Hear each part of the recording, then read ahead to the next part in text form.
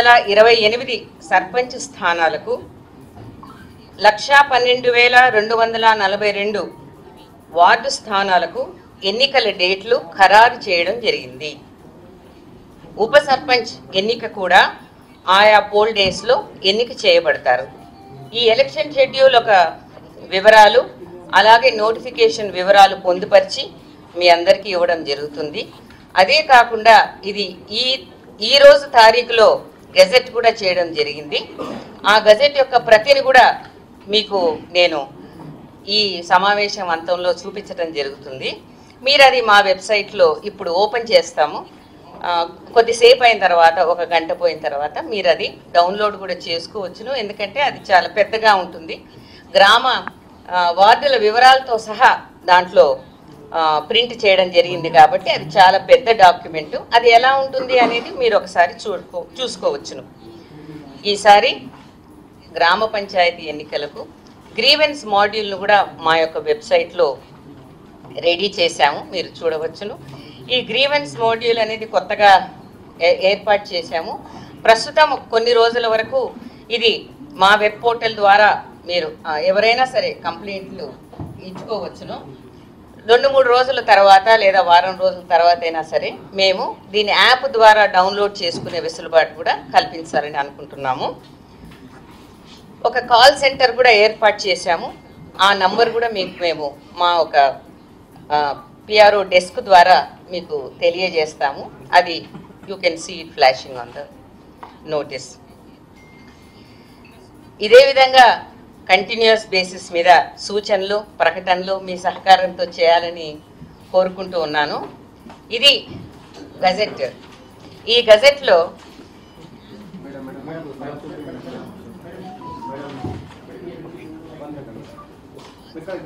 ముందు నేను ఏముందో వివరిస్తాను, తర్వాత మీకు చెప్తాను, సరేనా? సో ఈ నోటిఫికేషను, ఈ రెండో పేజ్ ఏమో మీకు ఇందాక మేము చూపించినటువంటి షెడ్యూల్ పూర్తి వివరాలు ఉంటాయండి. ఇది తెలుగులో ఇంగ్లీష్లో కూడా ఉంటుంది, మీకు తెలిసిన విషయమే. ఏదైతే అనెక్చర్ 2 ఉంటుందో ఇది రెవెన్యూ డివిజన్ వైజు అలాగే ఫేజ్ వైజ్గా ఆ రెవెన్యూ డివిజన్లో ఉన్న మండలాలు అలాగే గ్రామ పంచాయతీ స్థానాలతో సహా దీంట్లో పొందుపరిచి ఉంటాయి. కాబట్టి ఇది మీరు చూసుకోవచ్చును. ఇది చాలా వివరంగా కూడా ఉన్నది ఈ గెజెట్. కాకపోతే మీకు ఏ జిల్లా ఇంట్రెస్ట్గా ఉంటుందో ఆ జిల్లాకు సంబంధించింది మాత్రమే మీరు చూసుకోవచ్చును.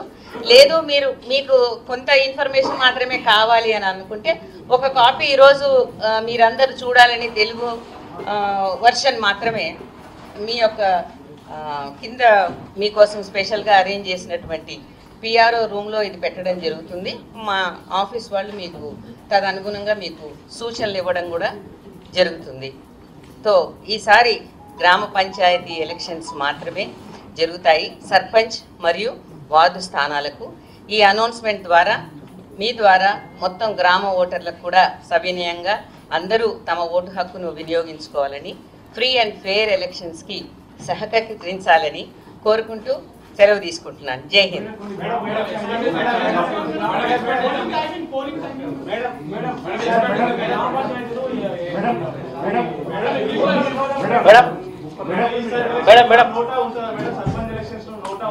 ఎలక్షన్స్ ఫేజ్ వైజ్ నిర్వహించడం వల్ల we have declared the poll dates for the Gram Panchayat elections. These elections will be held for 12,728 Sarpanch and 1,12,242 ward offices. The election schedule will be held in 3 phases, starting from 27th November up to 17th December. The phase 1 starts 27th November. The poll day is on the 11th. On the same day, after half day of the poll, the results will be declared in the next half, and the Upa Sarpanch also will be elected on the same day. The second phase starts on 30th November with the nominations. It ends with the poll day on the 14th. The counting will be done and the result declared on the same day. And the Upa Sarpanch also will be elected on the same day. Phase 3 nominations will start on the 3rd December, ending with the poll day on 17th December, and the entire poll exercise will be completed by 17th December for the offices of Gram Sarpanches and also ward offices spread over 12,728 Sarpanch offices and 1,12,242 ward offices. And the total number of voters who have registered and who have been registered in the ward-wise, polling station-wise electoral rolls are 1,66,55,186. So there will be almost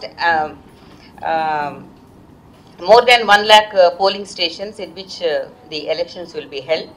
In each phase, we will be covering about 4,000 and odd Sarpanch places and more than 35,000 ward offices in the 3 phases of the elections.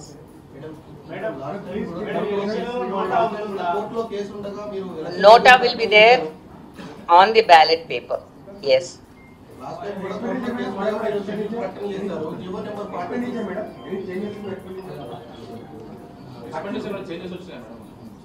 అభ్యర్థులు ఎంతవరకు ఖర్చు పెట్టచ్చు madam?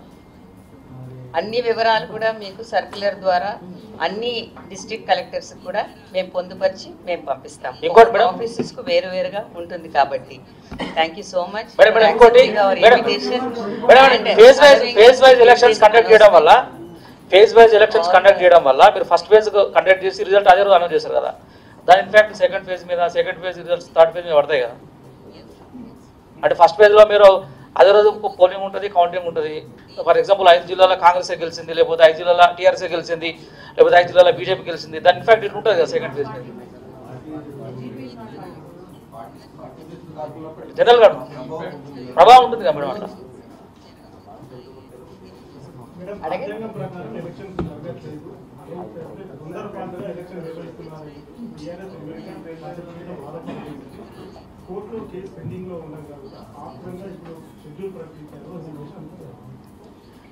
Elections అన్నవి నిర్వహించాల్సిన బాధ్యత మాకున్నది. ఏ offices అయితే term అయిపోయిందో ఆ టర్మ్ అయిపోయిన ఆఫీసెస్కు మేము నిర్వహించవలసినటువంటి బాధ్యత మాపై ఉన్నది కాబట్టి అదే విధంగా ఇవ్వడం జరిగింది. ఎలక్షన్ ఎన్నో రకాలైన కారణాలు అండ్ అడ్మినిస్ట్రేటివ్ సౌలభ్యం, లాజిస్టిక్ సౌలభ్యం కోసం ఫేజ్ వైజ్గా నిర్వర్తించడం జరుగుతుంది. ఎంసీసీ కోడ్ కూడా ఉంటుంది. అదేవిధంగా బందోబస్తు ఇంకా ఎలక్షన్ విధుల్లో